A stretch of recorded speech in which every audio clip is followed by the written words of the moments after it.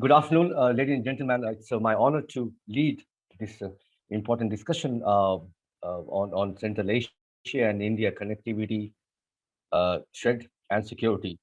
BW Business World has been raising such issue, and especially BW Defense, which was launched in 2018 with none other than, if you remember, General Vipin Rawat. If you remember, he led the foundation for such a crucial institution, such a crucial debate on defense. And the idea was that it should not be shrouded in mystery.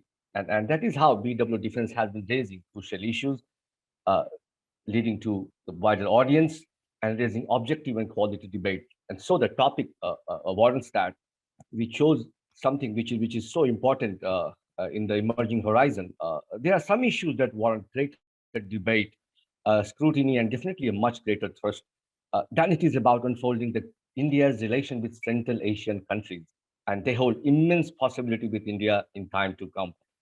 So we that's how we focus on the such crucial issues, and we define our topic: India Central Asia relation, connectivity, trade, and security, unfolding new horizon.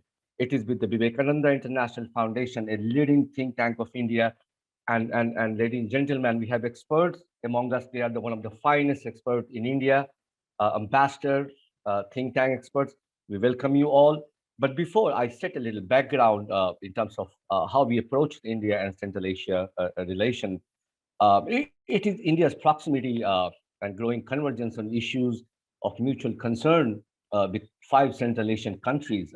It broadly we define comprising Kazakhstan, Kyrgyzstan, Tajikistan, Turkmenistan, and Uzbekistan have been reflected in heightened cooperation and in addressing emerging geostrategic challenges in changing world order. But challenges remain. Everybody understand. Everybody is aware of the connectivity issue with Central Asian a country. Though it's not very far in terms of our geography, but there are challenges in terms of connectivity. Also, the trade with the Central Asian country remains an issue. We have been languishing our trade much below the $2 billion, and there's a much need to be done. Uh, Also, focusing on India and Central Asia's countries unfolding new horizon to deepen new strategic engagement, what we call the four C's. It's commerce, capability, building, connectivity, and contact. That encompasses the contours of security and terrorism also. Ladies and gentlemen, let me introduce again our distinguished panelists, and as I say, some of the finest experts in the field, beginning with Shri Somnath Ghosh. He's the Joint Secretary, International Cooperation and Ministry of Defense. He's responsible for India's outreach and international defense partnership with countries like USA, Russia, France, and he is also responsible to take India's foreign policies, India's positions, India's initiative on global forums like SCO, Shanghai Cooperation Organization, and Quad, which is a part of the wider debate these days. I also welcome Dr. Arvind Gupta, a leading expert on defense. He's directed Vivekananda International Foundation, a credible think tank of high stature in India, raising very quality debate over the years. Let me also introduce Ambassador Shri Anil Trigunayat. He's a distinguished fellow, a past ambassador. He has a huge worldwide experience, understanding about geopolitical issues. Next, Ambassador Shri Skand Tayal. He's a former ambassador to Uzbekistan, one of the largest country by population in Central Asia, a key player who's opening up to the wider outreach around the world and speak to the India. And Shri Ashok Sajjanhar, a former ambassador to Kazakhstan, a finance expert on the issue of trade and bilateral relation, and also on the issue of Central Asia. He has served in the region for a couple of years. Ladies and gentlemen, I welcome you all, and I begin the debate. My first question to the panelists, if I can see them. So, firstly, let's talk about the fundamentals. Our outreach to Central Asia depends on connectivity. That's very important. To that. We have made progress at Chabahar. The situation in Afghanistan stops us moving ahead in building connectivity with Central Asian region. It is a complex situation I hope panelists also aware of fully. And we don't recognize Taliban. What are the thoughts on such issue? What are the alternatives we are looking for? I think before we start on defense and security cooperation, we must set this in the proper background for our audience to understand what are the challenges we may, how the overall outlook uh, uh, looks like. I would like to ask this question to Joint Secretary Shri Somnath Ghosh to open the remark uh, with such issue on the mind. Please. Thank you very much, Manish, and my regards to the distinguished panelists, all of whom happen to be my senior in service. But I start with the warning that you may get more of MEA and former MEA views because the panelists are all from present or former foreign service officers. And when I look at defense and security, I think the gamut is really huge and there are many other players. Having said that, to answer to your question, as an optimistic, I don't think that Shabaha is not working or there are issues which are not, which we cannot address. We don't recognize the current regime, but despite that, we don't stop from giving them humanitarian aid and normal aid like medicals and medicines and other service which common people of Afghanistan would like. In fact, we have earlier sent a very significant amount of grain through using Chabahar, and even currently we are working on sending more, much more, very substantial amount. So Chabahar route is working from Chabahar to Afghanistan border, even within Afghanistan border. The infrastructure is not the best in the world, but it is still workable. But reaching one part of Afghanistan does not mean it can reach all parts. Obviously, those are challenges which only us, only India cannot address. On the wider context, I think the connectivity, as you mentioned about connectivity, that remains our defense cooperation in the widest context of the term defense, or whether it is our trade and other activity, transport and other activity with Central Asia. Land and surface transport is essential. Despite air connectivity, we cannot do away with. Even air connectivity is susceptible to certain ban by countries, intervening countries. So obviously, it is a it's correct to say that connectivity is a challenge. So far as capability and contact, I think we've done a lot, and we are doing. We are not satisfied with what we have done, but capability building and connectivity we have done well, and the work is in progress. I don't know on the whole whether it answers your question. Chabahar remains an important issue, and we are working on that. And we feel that there are factors, there are geopolitical factors which are beyond control, but that the future is ours. Thank you. Our director, Vivekananda Foundation. Sir, if you're there, I would like to pose a similar question to you. And of course, this is so important on the Defense and Security Corporation. What stops us there, beyond Chabahar, FEC? While we see Afghanistan in turmoil, we have not recognized Afghanistan in turmoil. Should we stop the cooperation at the moment? Should we wait and watch? How should we move ahead? What is the alternative? What should be the next mode of debate on this, sir? To Arvind Gupta, Director, Vivekananda International Foundation. To you, sir, please. Stopping or waiting and watching is not the option at all. The region is now entered a phase of volatility, particularly after the recent developments in Kazakhstan, which has brought out a number of factors which destabilize the region. And this has to be seen in conjunction with the developments in Afghanistan. The return of Taliban does not bode well for India. although we are supplying humanitarian assistance, etc., which is all right. Also, the Iran, the JCPOA negotiations are still not, taken off really. So nuclear issue still remains there. And now we are seeing, after the Kazakh developments in the recent weeks, we are seeing a great power competition taking on new colors there. The importance of CSTO has increased. The Russian assertion can be now seen.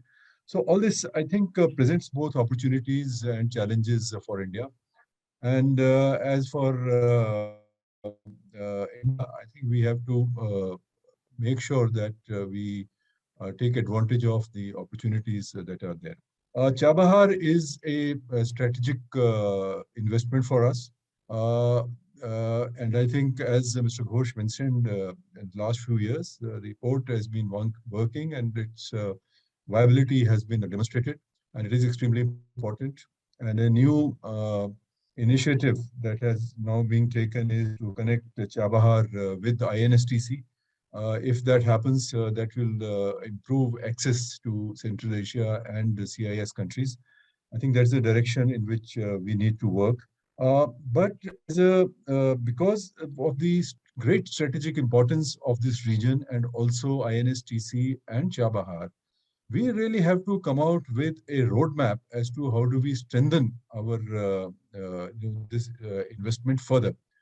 Chabahar is not an isolated port. It is connected with the hinterland, I think, of Iran.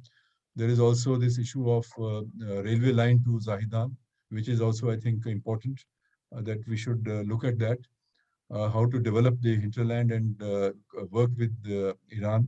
Then we have the Ashgabat agreement, which is also a connectivity agreement, which also involves Uzbekistan. So there have been several initiatives that have been taken, but it is now up to us and working with others how to speed up and accelerate the implementation of these initiatives, and and also perhaps think of some more initiatives, because this next decade is going to be a crucial decade for the whole world, and certainly for our extended neighborhood in which Central Asia lies. And Prime Minister Modi's very welcome initiative of having summit meeting, first ever summit meeting, though virtually, with the Central Asian countries on the 27th of January, is a culmination of the several initiatives that we have taken with respect to Central Asia in the recent past, and of which I think the India Central Asia Dialogue third meeting was held recently. That is an important thing. So we must now bring together all this and really start investing. Ultimately, it is the investment and not the words which will matter. And investment, when I say, it is the government and also the private sector. And we must look at Central Asia as a really strategic region for us. It's been one of the, I think, in the overall foreign policy, if you look at, this is one of that region which has received a little, compared to other regions, lesser importance. I think that should change. And then, of course, challenges will always be there, and there are ways of overcoming these challenges. Dr. Gupta, wonderful. I think well explained that. It remains to be seen. Of course, Chabahar is a focal point of the discussion, but ultimately, which will over the course of discussion we will highlight also.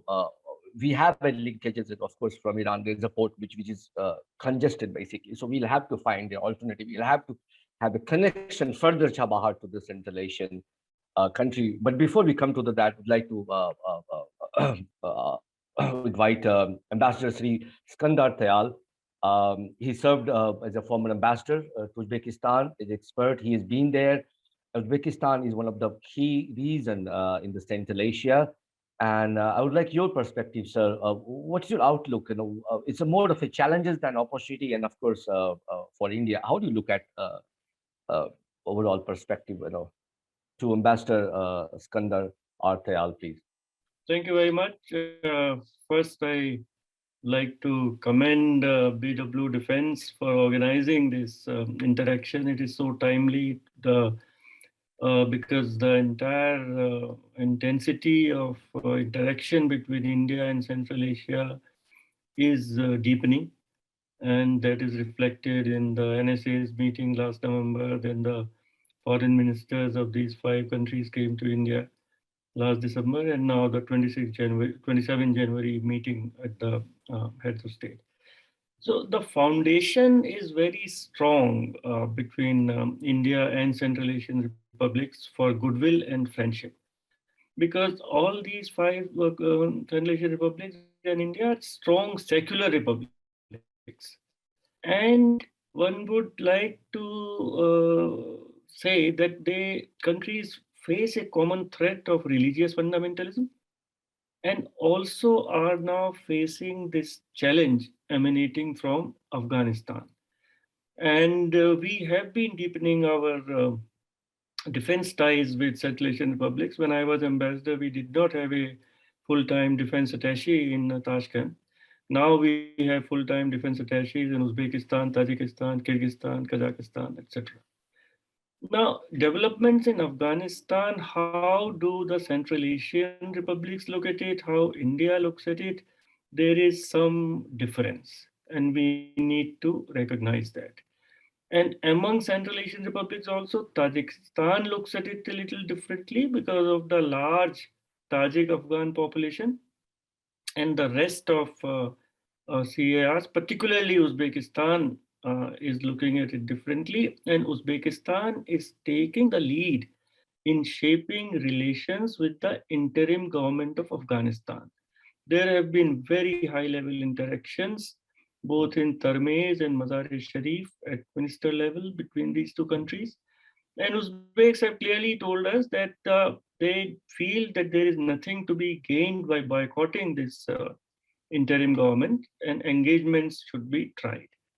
And so, first, India needs to very closely coordinate its stance towards Afghanistan with these Central Asian republics. So, 3 of them share borders with Afghanistan, and we have common concerns of religious fundamentalism and terrorism. A very good beginning was made when the NSA's national security advisors of these 5 countries came and had this meeting with our NSA, Mr. Ajit Doval, on 10 November 2021. Then was made of this by Mr. Shri Arvind Gupta on disturbances in Kazakhstan. Now, earlier it was thought that all these 5 CAR are internally quite stable, but the very unexpected developments in Kazakhstan have shown some vulnerability of these countries. And the reports are perhaps that Islamist elements made use of the unrest, which was originally came from the rise of gas prices. But we need to very closely watch what is happening there. And religious extremism and religious fundamentalism is a vulnerability of Uzbekistan. And we all remember the Andijan events of May 2005, when the Islamic movement of Uzbekistan tried to capture power and was ruthlessly pressed by the government of Uzbekistan. But we have to note very closely study how Uzbekistan is dealing with this issue, because as Uzbekistan is more open, the religious freedoms are increasing. Earlier, there were very strict conditions on the practice of religion, but now that is becoming liberal. And what President Shaukat Mirziyoyev has been following is that that the responsibility that a person does not become extremist or a terrorist lies not only with the state, but also with the families, with the mohalla and the community leaders, as well as with the preacher and the mosque leader. So he has. So if a person goes astray, it is the responsibility of the local community, etc., to look at that and share those and try to guide that person in the right direction. And I think we have some lessons to learn from there. Then I may I make my remarks on defense cooperation with Uzbekistan now, or you will? We'll come back to you, sir. Okay. We'll Thank come you. back to you on this. I understand you led the background, you also focus on the geopolitical aspect, and of course, denying that the terrorism and the situation, in the region around is full of conflicts. But then there's opportunity we are talking about here, and as well as the challenges. But then, as we beginning, we wanted to lay the foundation of the debate in the direction that connectivity starts from there. Of course, from the Chabahar, we have to connect to Central Asia. Though it is not limited to the port-to-port connectivity, it could be the cargo connectivity via other ways. A question to Ambassador Ashok Sajjanhar. You have been to, you also a former ambassador to Kazakhstan. You have been there in the heart of action there. Basically, when India started building roads to Kazakhstan in terms of relationship. How do you look at the overall situation now? How far we have made progress? Much connectivity remains and potential issue beyond Chabahar for India to materialize such potential. And of course, this immense potential, everybody is to agree, government agree, they're all eager to participate. But what is there on the ground? What is the alternative, sir? To Ambassador Ashok Sajjanhar to open the remark on such critical issues, sir. Yeah, thank you very much, Manish. Thank you very much for the question. But before that, let me also commend and compliment BW Defense, also VIF, for organizing this very ambitious and comprehensive discussion. So, thank you, sir. Yeah, so you have asked about, in terms of Kazakhstan. And, let me mention, as my friend and colleague Skand Tayal said, in the area of security and defense with each of these countries, there are great possibilities. Lots of things are happening.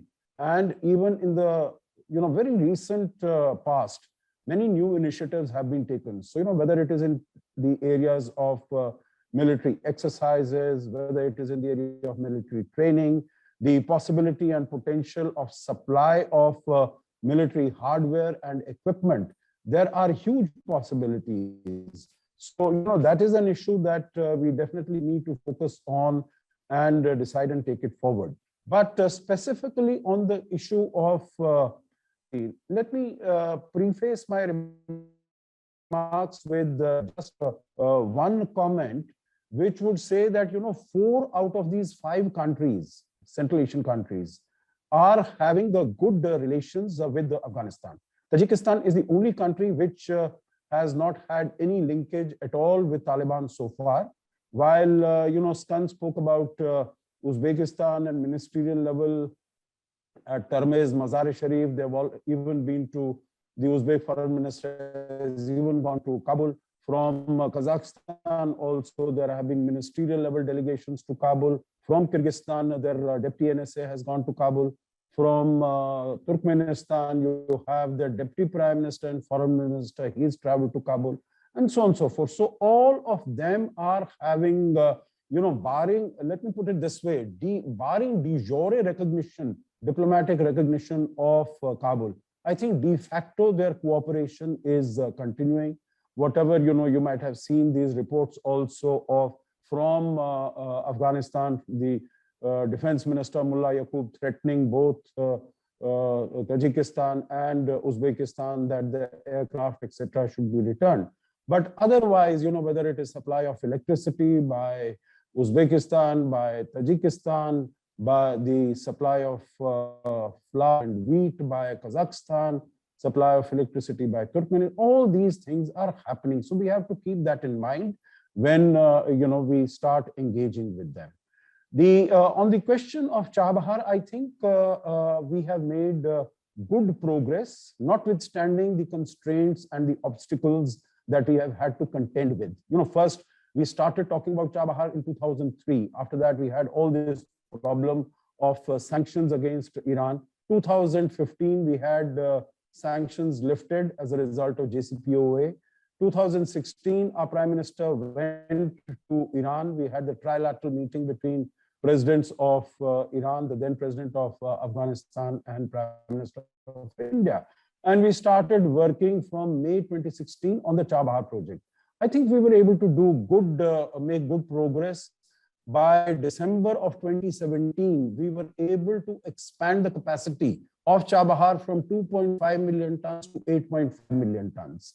And that was inaugurated by the then Iranian President Rouhani, if I remember correctly, on the 3rd of December 2017. So we made good progress. So, what was, I think, mentioned by Arvind, that we have to look at the hinterland, which is right, the rail connectivity going up to Zahedan, and from there to the Iran-Afghanistan border, that is Malik.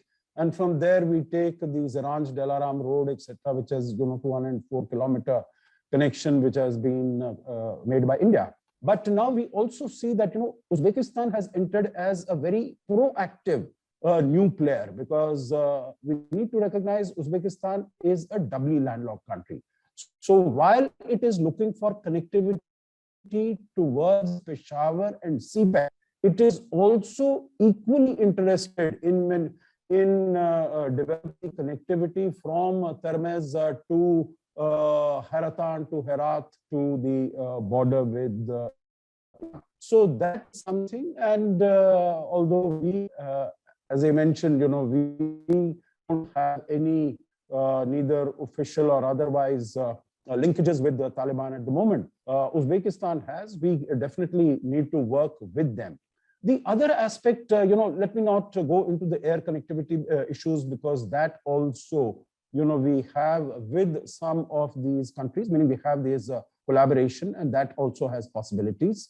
There is also the possibility of rail linkage from Kazakhstan to Turkmenistan to Iran. There was earlier an 80-kilometer, a few years ago, Kazakhstan had completed its connectivity. A few years ago, Turkmenistan completed that rail connectivity. And Iran had about a 60 to 80 kilometer linkage that had to be provided. That has been done. So there is that train connectivity from Kazakhstan. I think to make connectivity viable, because it is not only a security aspect, it has to pay for it, because there has to be adequate business, there has to be adequate. And I feel the government can, of course, create the wherewithal, create the environment, etc., etc. But ultimately, it is left to the business people. And I think in the area of business also, there are huge possibilities, huge potential. Our business really needs to look at those possibilities in a more proactive manner, which in my view has not been done so far for a variety of reasons. Maybe from the point of view of these are good reasons. I've had on a one-to-one level talks with several of the top CEOs in India, and I try to encourage them. But I think this needs to be taken forward. And in that context, my last word here would be, Manish, that this initiative by India of India Central Asia Summit, I think it's an excellent initiative. It's an idea, I would say, whose time has come. India is the first country, in my view, which is sort of, starting with this summit partnership with the Central Asian countries. I don't think just India, just any other country in Central Asia that has not taken place so far. I think we are taking the lead, and basically in terms of capacity development, etc., we've been doing. We need to do more of the same and in a more proactive manner. So let me finish here. Thank you. Thank you, Ambassador. I think you highlighted some of the very nuanced aspect of, but it's a catch-22 situation. You raised the point. Why we focus on connectivity, this focus on the thread, building thread, and it's both ways. First the connectivity, we focus on that, and here again, as you pointed out, we do recognize Taliban de facto. Manish, I take the lead from you. Let me respond just very quickly to that. There are countries which are based much further than India. Right. They have much more severe connectivity issues than we have. But yet their trade, business, industry, investment, joint venture engagement with Central Asia is much greater than ours, because both the government of those countries are willing to invest. Absolutely, Ambassador. It's a right frame of, it's the right way to put it across. Challenges always remain there. But I would like to come back to our, of course, esteemed panelist, Ambassador Anil, on this, which I said, taking taking this lead from that. We do have a dialogue. We have been discussing with Taliban off and on. Why Taliban, of course, comes in the picture, because that's somehow a government is there, whether we recognize or not. And our connectivity project remains to be seen. Our trade partners remains to blossom because of these factors. Ambassador Anil, how do you look at such a dichotomy here? While on the ground situation, we want to move, we want to scale up, we want to build up connectivity as faster from Shahbar to Central Asian region to materialize the immense possibilities which we both want. To Ambassador Anil, to open the remarks. Thank you very much, Manish, and for inviting me to join this excellent seminar, which is going to take care of nearly every aspect of the relations with Central Asia. I mean, it's a given that Central Asia is historically connected to us. We have very, very close relations, P2P lines. But as you know, after the 47 and others, the connectivity has gone. And Central Asia to the island of Asia, of the world anyway. And it is extremely important from our perspective to understand. You spoke about Afghanistan, which has really added another dimension to the problems.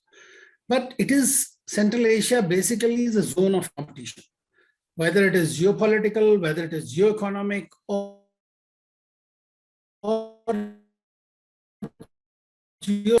what are the fault lines in the Central Asian Republic. They might happen again. Region is also itself going through and turmoil in many ways, to put it. And they read about the developments in Afghanistan that are having a direct impact on each of them. Although, as was mentioned, that 4 of them countries want to manage relations, and they do have, they maintain their embassies. India also has open channels of communications. We are providing assistance to them. But then connectivity requires 2 points and the dots in between. To be the problem at the moment that we are facing vis-a-vis the connect. But if you were to come to think of it, the Taliban, which I don't think controls fully or 100% the Afghanistan itself, the problem is that they really want the India to restart its project in Afghanistan itself. And they're willing to probably compromise on the situation. So de facto, there are a large number of countries that recognized, and that's how they're working on it. It'll all depend on how the Americans, the Russians, the Chinese are going to play out with Afghanistan, that we'll see. So I think that India in this region, the biggest issue is the competition and geopolitical competition, as I mentioned. Now then there is a competition for influence, which is also continuing in the region. That is between Russia and the West. It's a geopolitical contestation. If you come to think of the geoeconomic contestation, that is our friends, the Chinese, who are doing it by BRI and others. And we have our own Connect Central Asia policy, which started in 2012 and has taken new leads now. And today really has acquired a great heft with the summit that is coming up now and the kind of interactions that have taken place. Actually, with Central Asia, we have only been mainly talking about Afghanistan, and we are also on the same page. And the fact that the Russians and the Iranians joined the meeting of the NSA in the Delhi dialogue, I think that is very important. And likewise, the Delhi dialogue that happened, the third one, has very clearly identified the things. So I believe that this is quite possible, that this will continue there. Of course, there are in the geo-religious area, you would find Turkey, Pakistan, Iran, all, and Saudi and the Emiratis as well. So there are all 3 are playing around in this region, and their economies are rather in a bad. The people are unsatisfied with current rates. So you are seeing that problem. Then you have the competition for another competition, and that is where the BRI versus the others. I mean, just now, Ambassador Sajjanhar mentioned about the Turkmenistan and Kazakhstan and Iran connectivity. That could be an alternate for us. So in my view, I've been in Moscow when the INSTC was launched, and it has carried on and forever. Now it's 22 odd years. We are seeing now that the Bharat port has come under problem because of excellence being fully utilized, although about 900% increase was seen in the trade. But what I find is that all these can become open, and you cannot expect at all the times that there would be no contestations. There will always be a problem. Our problem is Pakistan, Afghanistan, and China as of today, as far as connectivity mechanism or the modus operandi is concerned. Right. But we need to work on it. We need to work via other routes with the Central Asian countries, and they are very keen to work with India. But of course, they are also keen to get access. For example, Uzbekistan, as it's a landlocked country, wants access via Pakistan into the Gulf and others. They are all oil-rich countries. They are uranium-rich countries. They are best minerals available. So we need to get somehow but yes, connectivity is concerned. Is look at new sector. Could we start a greater collaboration in the services sector? I'm saying that there are a lot of possibilities, but we have two channels to work with: Central Asia in the current Afghanistan scenario, and in my view, that is via Russia and with Iran. Right. So, Ambassador, you put a whole a big perspective basically, and why it remains to be Afghanistan also. And at the same time, we focus on another aspect of the relation. These two because, but back to the Defense and Security Corporation, and that's also the main topic here. It is important to highlight that Indian diplomacy is at work within the constraint it has, at the moment within the geopolitical situation. It is trying to navigate at best it could do, dehyphenate our relation with the conflict zones, and trying to do best. In this scenario, what are the convergence as far as security and defense cooperation is concerned with these countries to India? My question to the Joint Secretary Somnath, Ghosh, from the foreign ministry side, from the policy side, how do you look at foreign policy and bringing to implementing part of such complex issue while we reach out to Central Asian country? To Joint Secretary Somnath Ghosh, please. The best illustration of recent time was that the NSA initiative of the India, Central Asia, Russia, the meeting of the National Security Council advisors / secretaries. In some countries, they call secretaries. And we came out with a joint position which was even welcomed by Taliban. So that's a good example. That's a good signal of where the convergences lies. If we really want to understand our defense and security convergences in the wider context of politics, then we have to go back and understand that all these countries are, though very highly, largely Islamic population, more than 90% in each country, probably except for Kazakhstan, I have to check. But they are secular country, and they are countries which are highly influenced because of their old association with Soviet Union and later on with Russia, even today. So obviously the countries we are talking of, they are, all of them by constitution are secular. And if you look at what happened in early 1990s up to this point of time, the Central Asian republics and their leadership never allowed them to be another Syria or Afghanistan right next door, or even Iraq. They remained secular. Their way of life, largely, I'll say largely, because there are influences for different reasons which are coming into.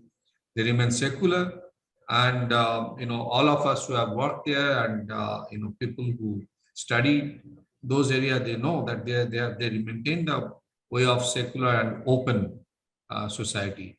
This secular and open society is very much similar to India. And right from the beginning, look at Tajikistan, where I served twice. I was ambassador till 2019. And there, in the 1990s, they suffered immensely. They had the option of either going the Afghanistan way or remain secular. At least 100,000 young people died. The people, not ordinary people, the leadership had to make immense sacrifice, but they could stop the waves of fundamentalism, and they remained secular. Same thing in different manner unfolded in Uzbekistan. In Kyrgyzstan, there has been challenges in recent years in Retd, and government has successfully maintained sanity in society and the secular ethos in the society. Kazakhstan, what happened? We are still to get all the detail, but the way government responded with help of other CSTO members, which is security and defense capability, which comes into play to stop fundamentalism and terrorism. So in a large, in the large canvas, there are issues where Indian stand and the broad stand of the Central Asian countries are similar, and there is really the convergence. And that is why, despite all the difficulties, particularly the connectivity, we have worked relentlessly, and the previous government, the present government, right after the election, the Central Asia tour by Prime Minister was one of the very important tours right in the beginning, all 5 countries. Then we have started the India Central Asia dialogue, which is spearheaded by the Minister of External Affairs. Today we have defense attaches in all countries, all 5 countries. I have huge list. I don't think I have time. There are all the activities that we do. We have teams there, educating them on preliminary, military and English language, IT. We have substantially worked on in some countries for infrastructure development. Today, if you look at Tajikistan, for example, more than 200 officers, high officers, who have studied in India for up to 4 years. They are like Indian, in terms of their study, military outlook, language. In Uzbekistan, there are more than 100 today. And today we have offered to all the Central Asian countries the number of higher military education slots and scholarship, which is higher than any other country except perhaps Russia. Now, I don't have time to go through all of this, but you can see that despite the lack of connectivity, what we have achieved so far is impressive, and we can carry on. There are issues of budget, there are issues of how to expand it. But despite that, I think in the area of defense and security, more than any other area, where we have convergences, which is understood and appreciated by all of the Central Asian countries, and we are working together based on that convergences. Turkmenistan, in terms of actual cooperation, is a little less because they follow what is called neutral policy, and they have that differences in terms of working with more sending more personnel or accepting more personnel in those issues. But let me tell you, in the last year, during the 30th anniversary of Turkmenistan's independence, all the countries are actually celebrating. The Indian paratroopers were the only foreigners who participated in their national event in front of their president. So these are all signals, and I think these are based on real security and political convergences, secularism, love for open society, and the opposition, deep opposition, civilizational opposition to terrorism, fundamentalism, and the different way of life, which is coming through internet, through border from Afghanistan, and all other ways. I'll stop here because I can't cover all the. No, of course, I think Mr. Ghosh, you well defined, I think, some of the inherent possibilities which are already underway. I would like to bring what I have talked about. Despite the connectivity challenge, we have made some significant progress. These are the people-to-people building connection, basically, in terms of military training, helping them in terms of training and basic equipment. I would like to bring Dr. Arvind Gupta on this. Dr. Gupta, if I can hear you, sir. Dr. Gupta. Yes. Yeah. Dr. Arvind Gupta. Yes. Sir, as Joint Secretary has highlighted, some of the greater aspect of our relation with Central Asia is already unfolding. But I would like to talk about a little more complex challenges, how we approach Central Asia in terms of defense and security cooperation? While we see we have a Russia and of course our equal strategic partner wielding a good influence over the region, we also have China, which has a huge trade going on with the Central Asian country, already made quite inroads in terms of infrastructure and other programs there. How do we approach that, keeping all, and of course it's a geopolitical sensitive reason as a whole, how we should reach in terms of a defense and security cooperation to this Central Asian region, uh, in keeping India's neutrality in terms of foreign and defense policies? What can we do? That's a great question, and I think Mr. Somnath Ghosh has alluded to it.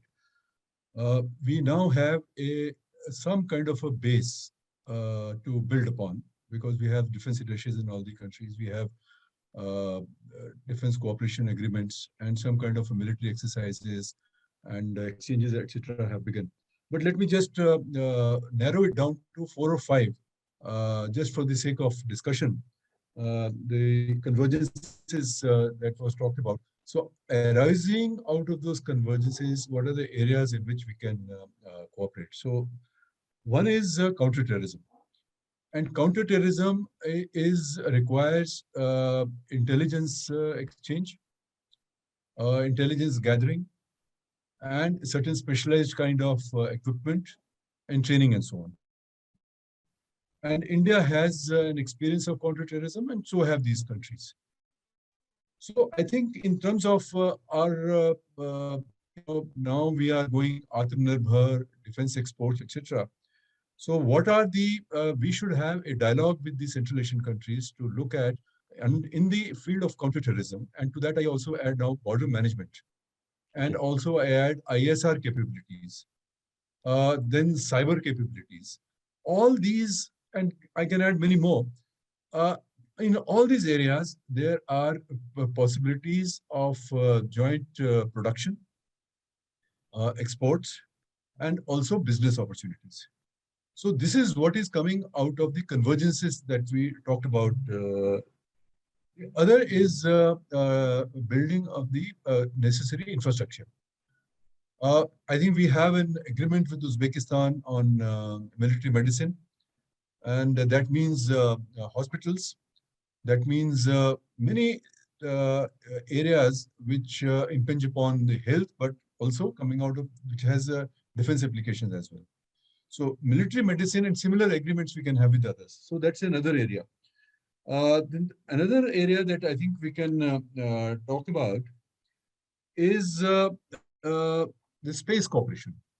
Yes. You know, space and cyber can also bring in, because today in the satellite, whether it's communication, whether it is encryption, and there's so many things which go into this. And India has substantial capabilities in this. So we should have now, I think we should raise our ambition. And in this summit, forthcoming summit, this should, and we have had this NSA level dialogues. I think working groups, etc., should be set up.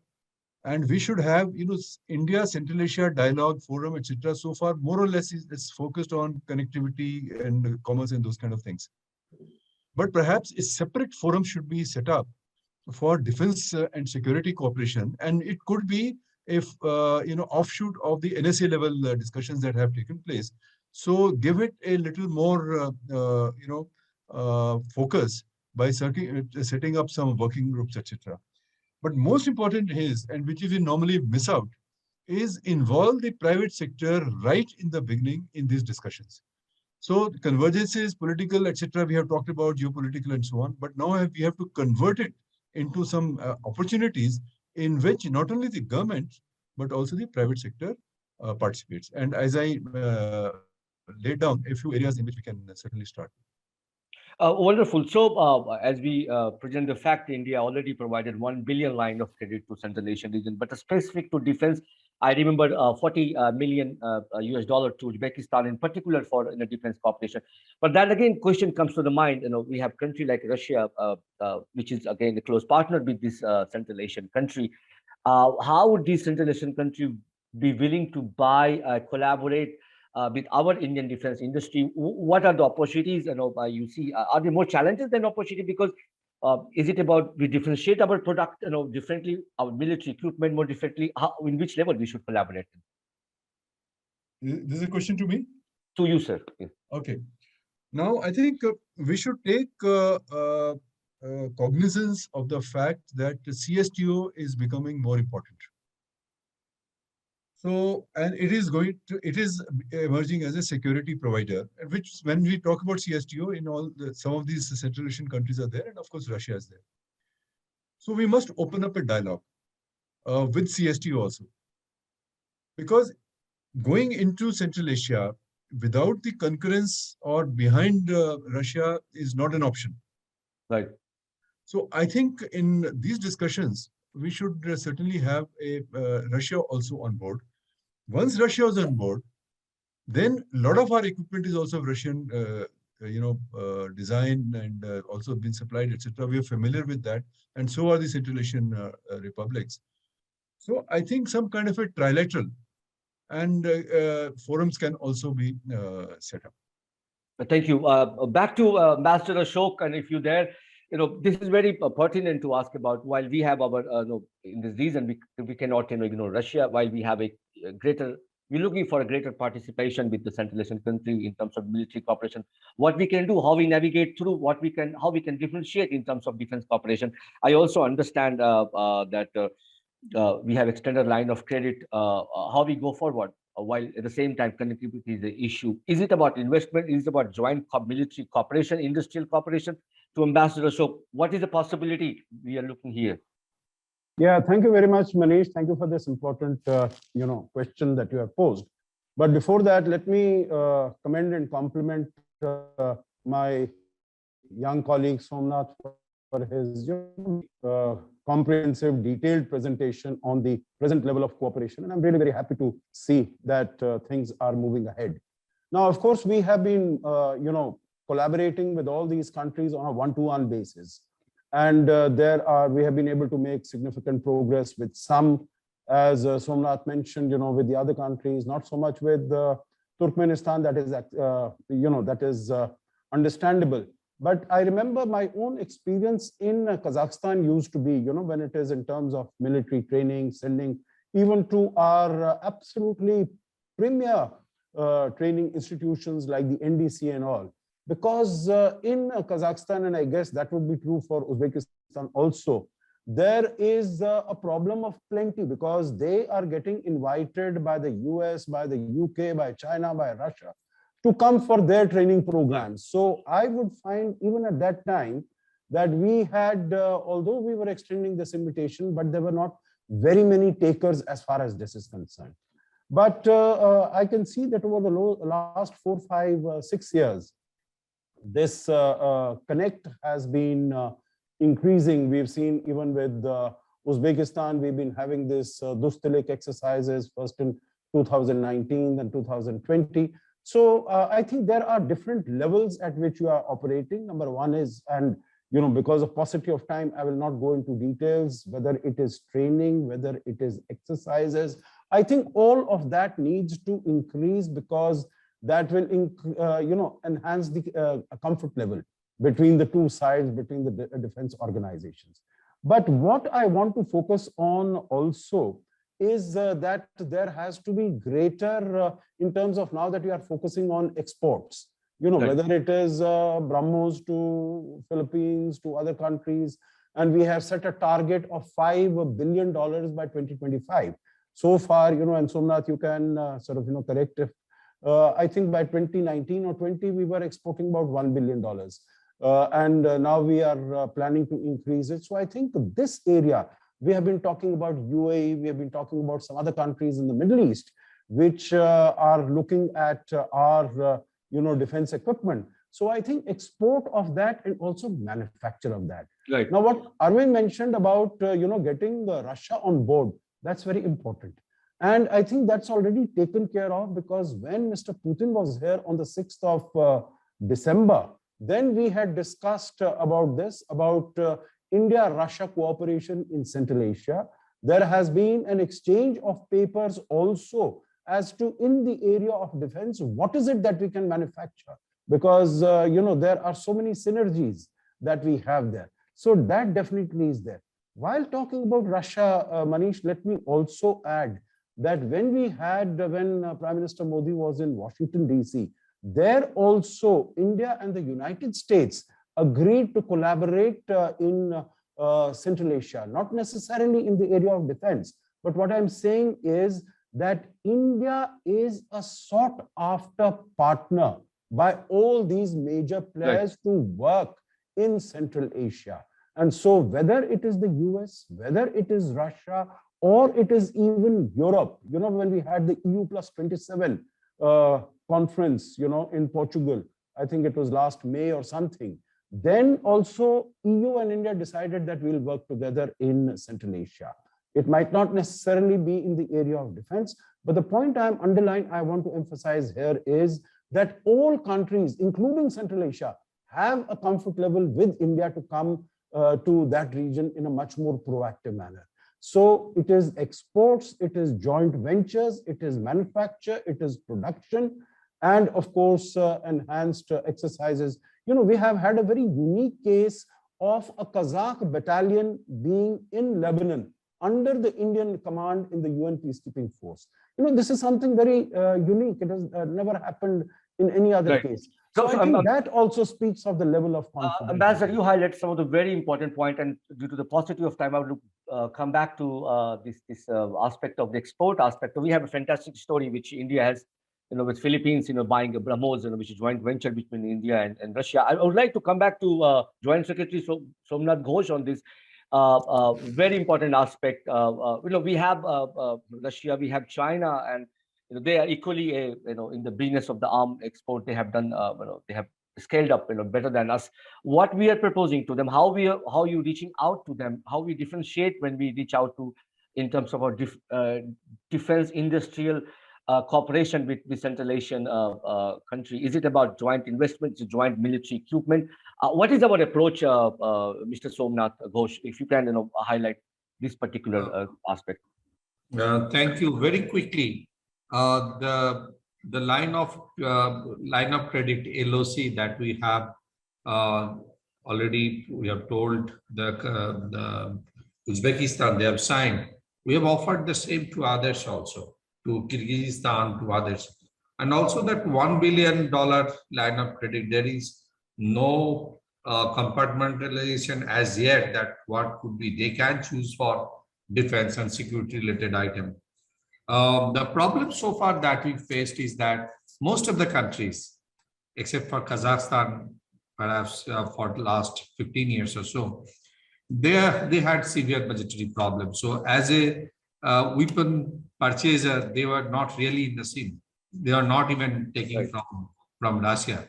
They didn't have that budget. We see a very bright future if we can work with Russia. So far, we have to some of these countries, particularly to Tajikistan, we have donated, equipment and whatever they needed for their HADR and other activity. But they have a very huge stock of Soviet origin and Russian origin tanks, BMPs, various type of aviation equipment, and then other equipment, land equipment, and which are similar. We have used the same equipment over years, and we have developed in India in collaboration with Russia the capability to upgrade them and to maintain them. In fact, in some cases, which is much more than this. What has been referred that in our dialogue with Russia, we do express. We did express our interest to explore what we can do if we can work together in countries like Kazakhstan, Uzbekistan, where there is large stock of BMPs here and tanks, etc., for upgradation. So that is one area there where we can really work closely. And as the economy of some of these countries improve, there is a possibility. In fact, there are equipment that we are developing in India, and already it's available, like light combat aircraft at later stage, the helicopters, ALH, which can be actually marketed. It is difficult, marketing is an area, and defense export is an area India is taking the initial steps. We are still way behind from the major countries, but I think as in other areas, things will look up for Central Asian countries. But in most of these areas, it will be prudent to work along with Russia. Thank you. I think wonderful. These are the solution. You talked about. We can use our legacy and Russia and these Central Asian countries both use the BMP, our tanks and equipment. We can jointly collaborate and add value to them. Wonderful. Coming back, the last word, I request Ambassador Tayal to put forth his thought on such issue. How we can take this complex defense and security cooperation with Central Asian country. We see the huge opportunity. What you take, Ambassador Tayal, if you're there, please. Yes, the comments made by Joint Secretary Ghosh and all the predecessors are very important. A lot of work is going on connectivity. You had raised issues about Chabahar, but here I'd like to add that there is a lot of effort by Uzbekistan to open rail connectivity towards through Afghanistan, towards both Iran and towards Pakistan.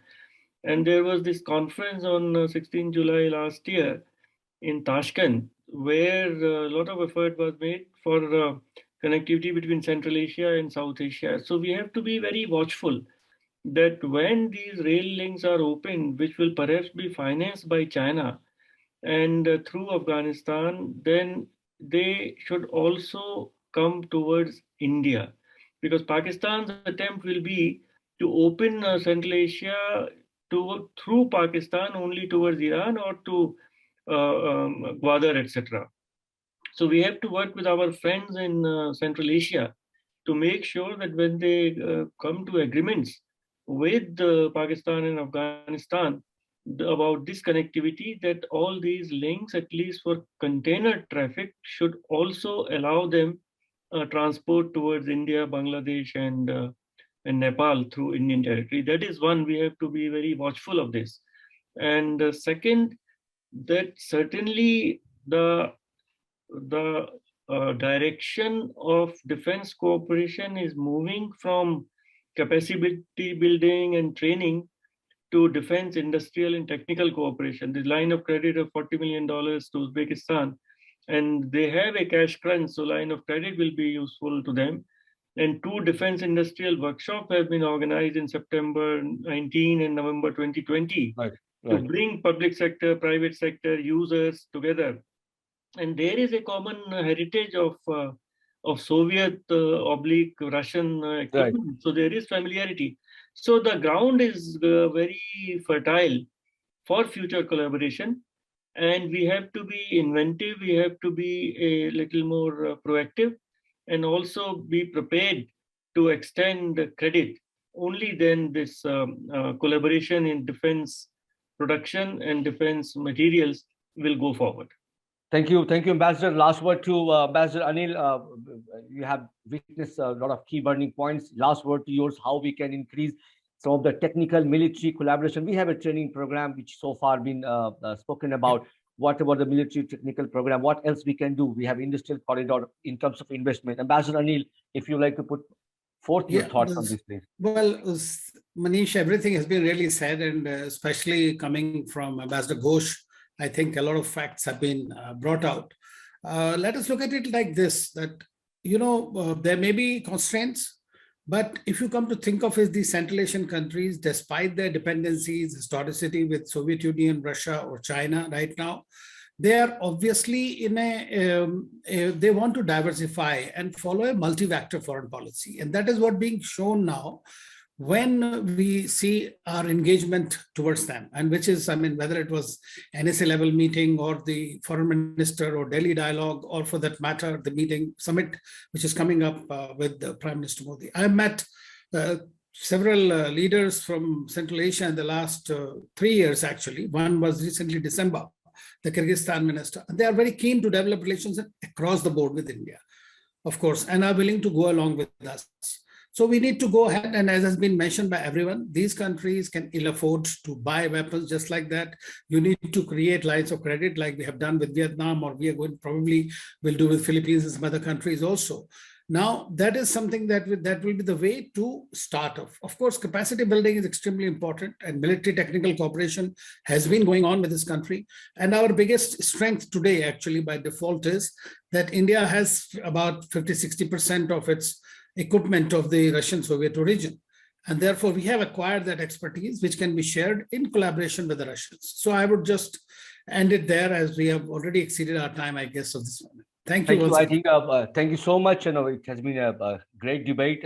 We have indeed unfolded some of the possibilities with Central Asian countries. It's a great debate to begin.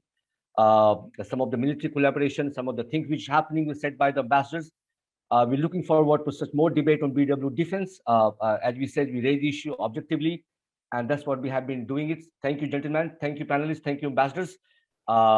And you can watch online. You can watch on BW platform, all the social media, of live discussion.